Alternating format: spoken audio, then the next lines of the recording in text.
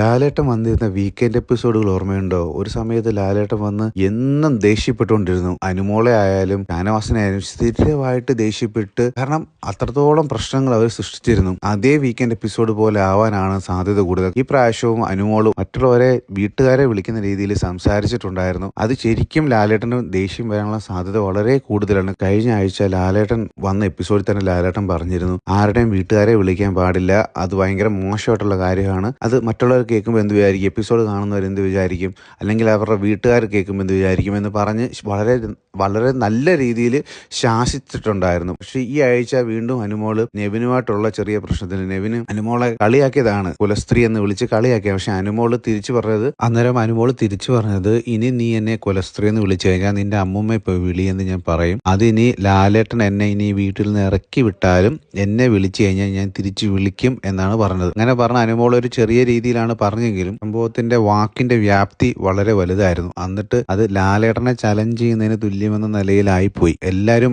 അത് ആ രീതിയിലാണ് വ്യാഖ്യാനിച്ചെടുത്തത്. എന്തായാലും ഇന്നത്തെ എപ്പിസോഡിൽ അനുമോളെ എന്തായാലും വലിച്ചു കയറാനുള്ള സാധ്യത വളരെ കൂടുതലാണ്. എന്തായാലും ലാലേട്ടനെയും കൂടെ ചലഞ്ച് ചെയ്തതുപോലെ സംസാരിച്ചത് കൊണ്ട് എന്തായാലും ലാലേട്ടൻ ചോദിക്കാൻ സാധ്യത വളരെ കൂടുതലാണ്. എന്തായാലും നമുക്ക് എപ്പിസോഡ് വരുന്നവരെ കാത്തിരിക്കാം. ഇതുപോലുള്ള ബിഗ് ബോസിന്റെ ഏറ്റവും പുതിയ അപ്ഡേറ്റുകൾ ആദ്യമേ അറിയാനായിട്ട് നമ്മുടെ ചാനൽ ഫോളോ ചെയ്യാവുന്നതാണ്. വീഡിയോ ഇഷ്ടമായെങ്കിൽ ലൈക്ക് ചെയ്ത് കൂടാവുന്നതാണ്.